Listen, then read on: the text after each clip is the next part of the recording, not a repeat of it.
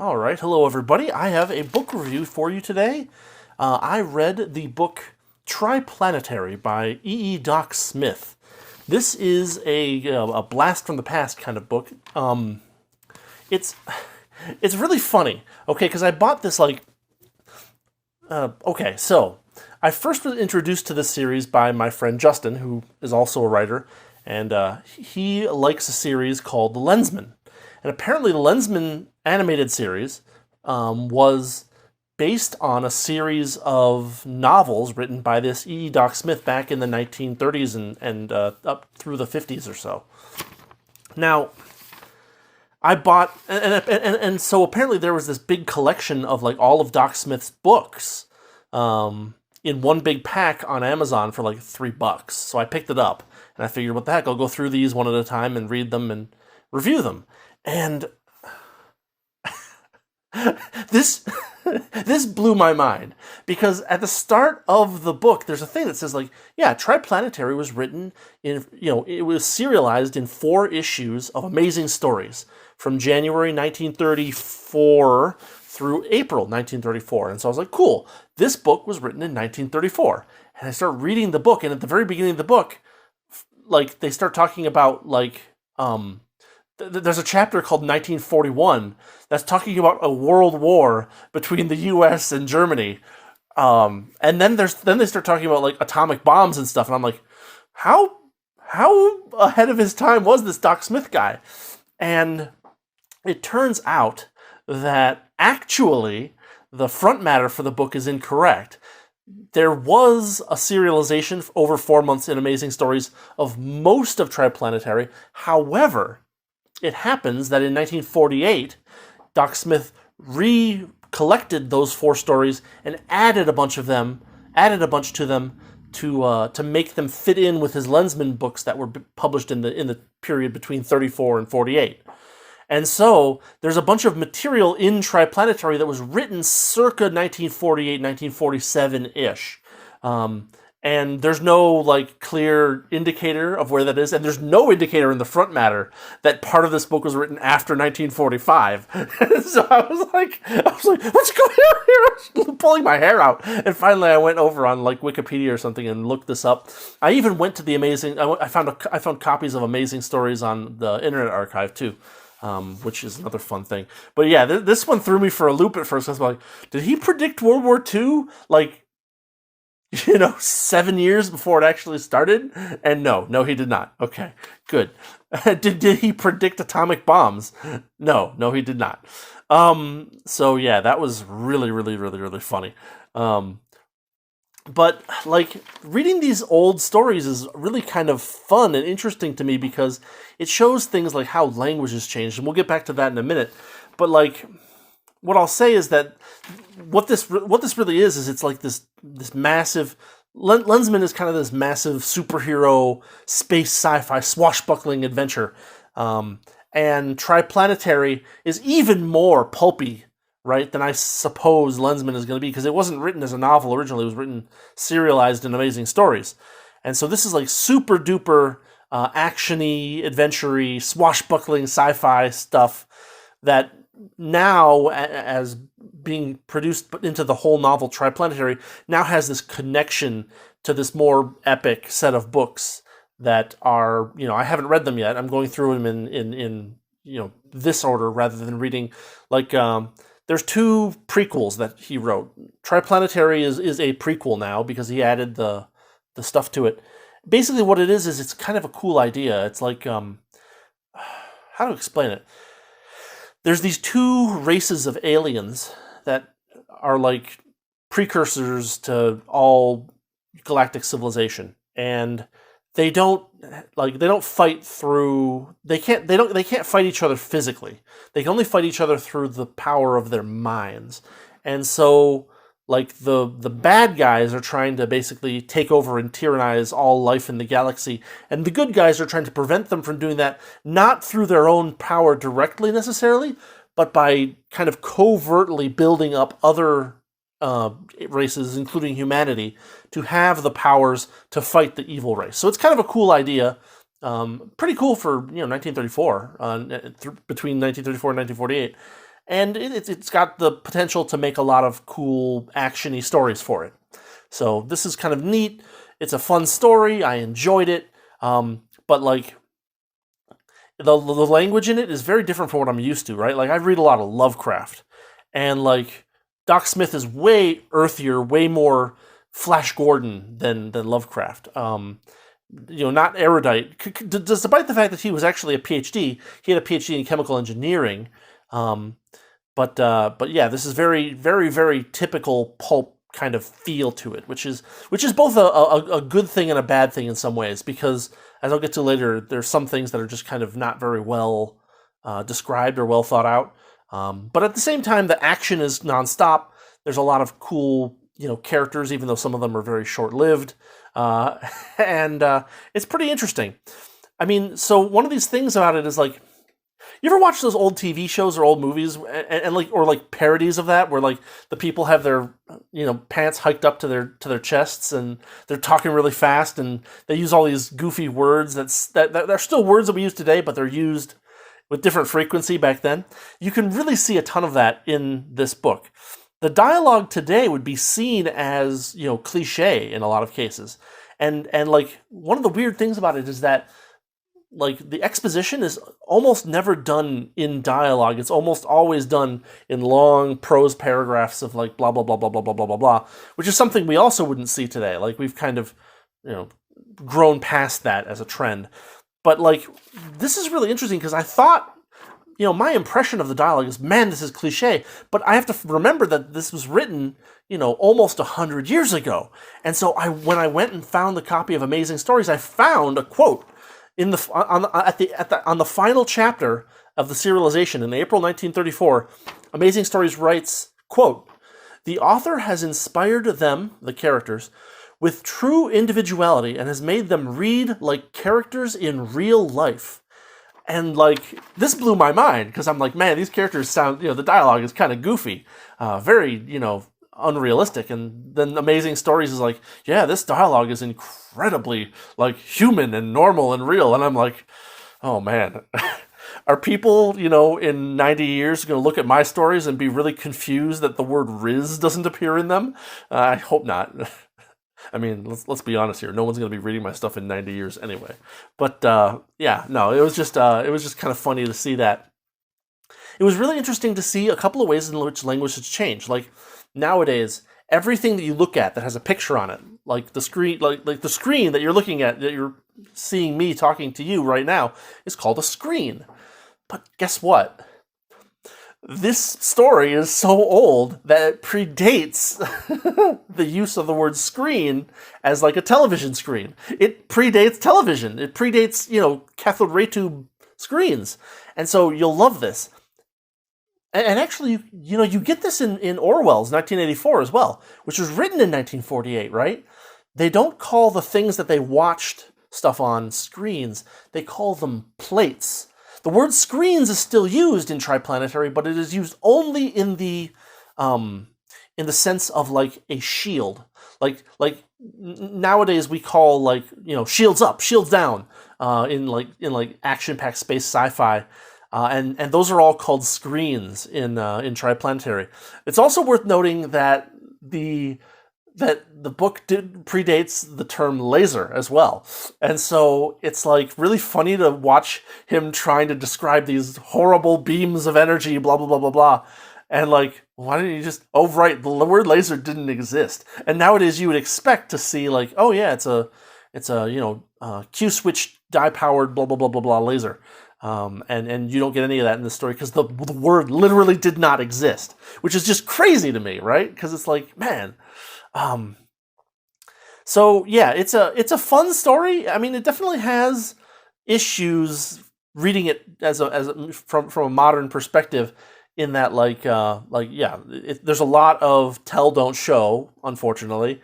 There's a lot of dialogue that apparently was really good for the time, but now feels really cliche. And I guess 90 years of people writing like this will do that, right? It becomes cliche. The characters are I wouldn't say thin, but they're very... They might be a little thin. There's not a whole lot of character development going on. it's mostly that the characters are trying to do the most of the character development is the characters trying to do things and either succeeding or failing, basically.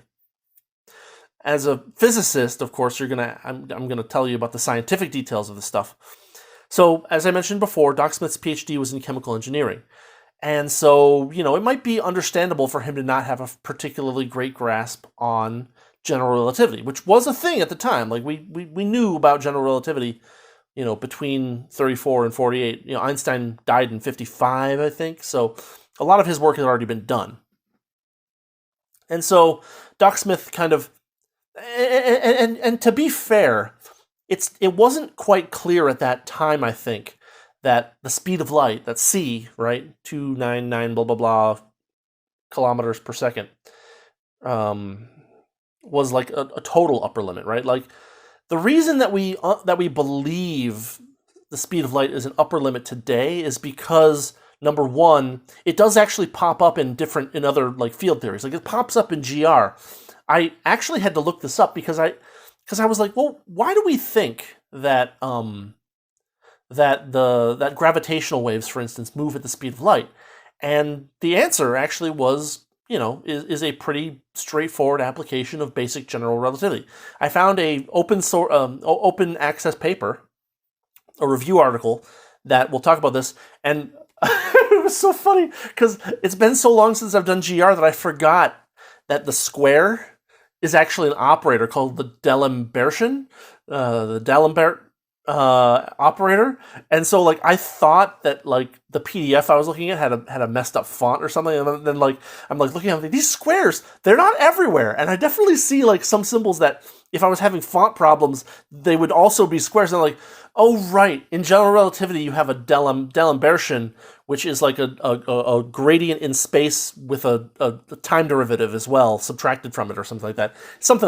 Anyway, I'll link to the paper, but bottom line, it turns out that one of the conclusions of general relativity is that gravitational waves, if they exist, which we now know that they do, would travel at the speed of light. Now, that doesn't say anything about other things, but we've kind of, broken down the different things that can transmit information, that can move around, and we've never found anything that goes faster than the speed of light. And so right now, if you ask a scientist what's the fastest anything can go, they would say, oh, it's the speed of light.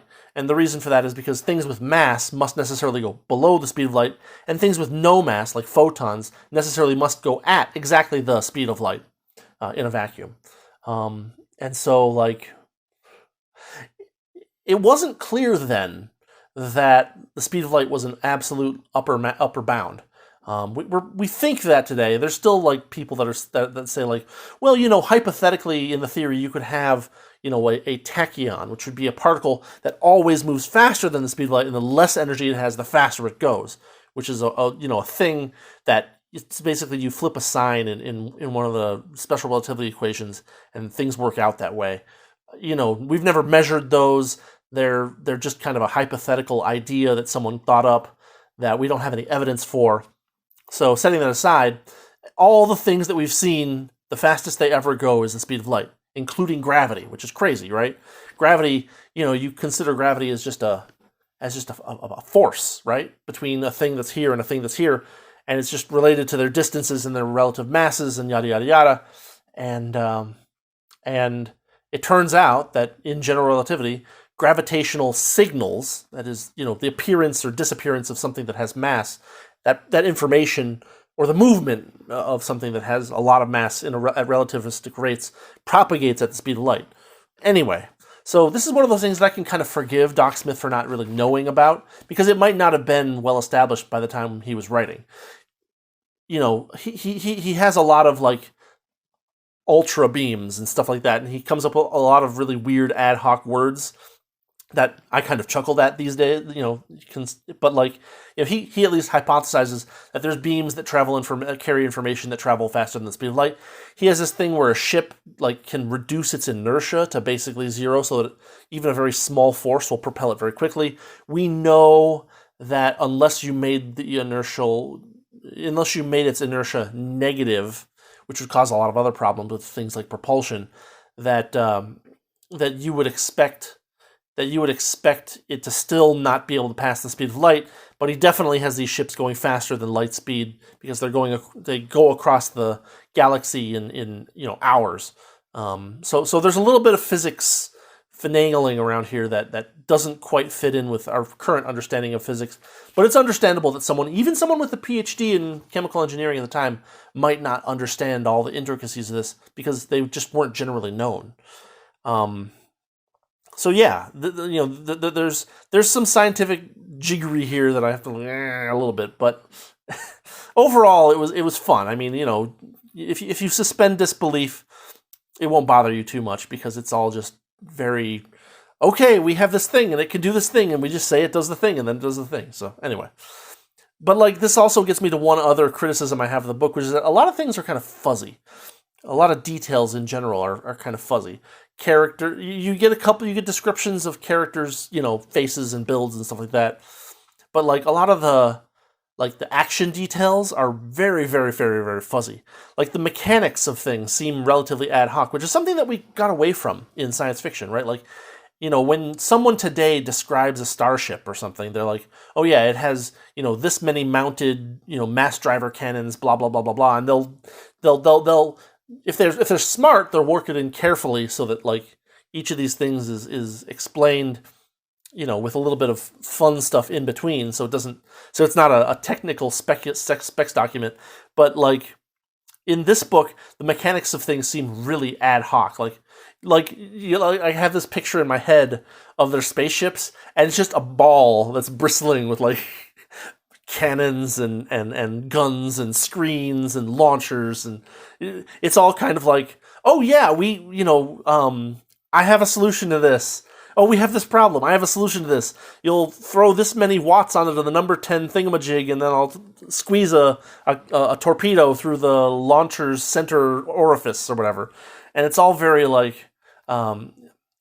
there's no prep for any of it. So it's yeah, they win, and they explain why they win or lose or whatever, but there's never a lead up to it, right? It's never oh yeah, this ship, the interesting thing about this ship is that it has these beam projectors that produce a cylindrical beam rather than a linear beam, so that there's a gap in the center that we can do things with, right? It becomes important for some of the combat in the plots. But basically, all of these details are kind of only shown up right when they need to be shown up, and there's no trickle of information that makes you have a feel for what these ships look like or how they're put together. It's just oh yeah, screen number 3 has fallen, and you get kind of that. And we have I think we have a higher standard for technobabble these days. Which is understandable, right? This is 90 years old, so technobabble was in its infancy stages, and so it seems kind of funny to read today. But again, if you keep a little bit of suspension of disbelief, and you understand that it was written, nearly 100 years ago, then it's still pretty good. It's just not. It's just if you really sit and think about it, you're there's no description of any of this stuff. You know what I mean? Anyway, and so at the same time, because you don't have the technical details of the things beforehand, the stakes always seem a little bit fuzzy. It's oh yeah, this ship, hopefully they didn't see us. If they did see us, then they're going to reach us and grab us, and they have a tractor beam, and can we break the tractor beam? And maybe not, who knows? It doesn't really feel particularly it doesn't feel like there was a lot of prep or put into the stuff that happens. And so because of that, characters live and die, and those stakes are real, are significant, but at the same time, other stakes are I don't know, what's going to happen to them if that happens? Which does have the positive side of making it so that you're not sure exactly how things are going to turn out, right? The one downside of having a particularly good knowledge of how the ships are built is that that this dreadnought is going to take out this cruiser, and so there's no trickery involved unless there's something clever done. Which that just means the authors these days have to work harder to get these kind of things to work out. Anyway, yeah, I would say this is a pretty neat book. I'm looking forward to reading the next book in the series, which is called First Lensman. That is also a prequel. So I didn't actually look up when First Lensman was written, but basically Doc Smith wrote Triplanetary, the guts of Triplanetary in 34, and then between then and 48 he wrote like 4 more Lensman novels, and then he finished Triplanetary in 48, and I think in 50 First Lensman came out. So there's these 2 prequel books that came out after the main novel series. And so yeah, it's an interesting book. It's definitely you can definitely tell that it's old, right? Like you can definitely tell that this was written in a time where things that we think are cliche now are not cliche, and things that we think are like ad hoc now are like, oh yeah, you can do that back 90 years ago. So sorry, I'm kind of itchy. Anyway, that's all I've got for Triplanetary. I would say if you are interested in pulp books in general, give it a look. It's super cheap on Amazon, and it's not just that book. You get like 6 books for $3, and technically they're like in the. I think technically most of them are. Well, no, that's not true.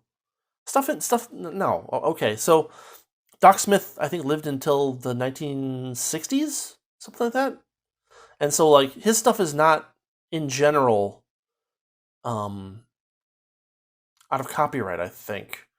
Some of it might be. I don't know. But like, yeah, it's a cheap way to get a good Kindle copy of 6 books for a relatively low price and get some experience reading old school sci-fi. And you can really see, number one, how far our actual knowledge of science has gone with the general public, right? Because like, even the average person these days would probably say, well, these beams going faster than the speed of light doesn't make sense, on some level, right? The average person kind of has knowledge that the speed of light is the fastest that stuff can go these days, whereas back then probably nobody knew any of that, including people with PhDs, or they had to come up with ultra rays to make things actually work out. But anyway, yeah, I would say this is worth reading if you are interested in old pulps at all. This is pretty interesting, or if you're a fan of the Lensman series, the animated series, which I think is a Japanese animation. It's an old one too. So like someone in the 80s, 90s, I think, was like, "Ooh, this Lensman book series is really cool. I'm going to make an anime out of this." And the average person who probably watched the anime had no idea that it was based off of some series of pulp novels written back in the 1930s through the 1940s. Anyway, yeah, fun, goofy, weirdly indicative of what writing was like in the 1940s.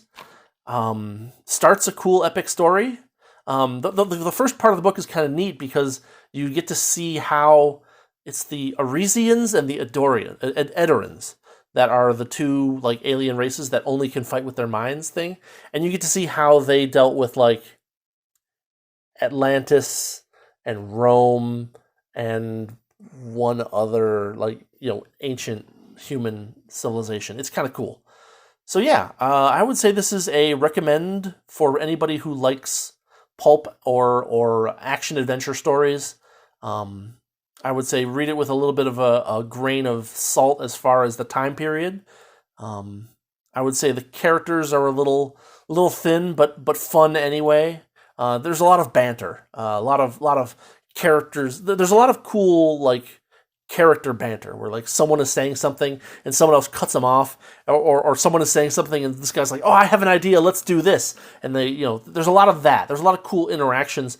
At the same time, a lot of the like mechanical exposition is done not in dialogue for the most part. Although there are cases where it is done in dialogue, but again, it doesn't feel like there's a lot of prep behind it, so it all feels a little fuzzy and ad hoc. But still, decent book. Definite recommend if you like pulps.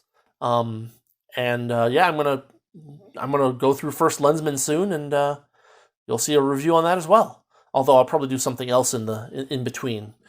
So anyway, yeah, thanks for watching. Thanks for listening. If you got this far, if you like this review, I hate saying like and subscribe. It feels so stupid. You know the things that you can do that if you like this video, or if you want to see more stuff from me that you can do. If you want to do that, go do that. I would be really grateful. If you feel like reading any of my own particular science fiction, there will be a link to my blog in the description, and you can get. I have a lot of free short stories. I have a lot of, and I have a few novellas that are out right now that you could pick up if you like any of the stuff that I write. And if you don't like it too, feel free to drop me a comment and say, this is garbage, blah, blah, blah, blah, blah. Because, right now I just need, I would just like some feedback. You know what I mean? Anyway. And I'm really cautious. I really don't want to like pay people for reviews for feedback because I feel like that's not going to be good feedback. I don't know. Do authors do that? I have no idea. Anyway, thanks again. Have a good weekend. It's Friday right now as I'm recording this, so this hopefully will be up today. And I'll see you all next time. Have a good weekend and have a good next week. See ya.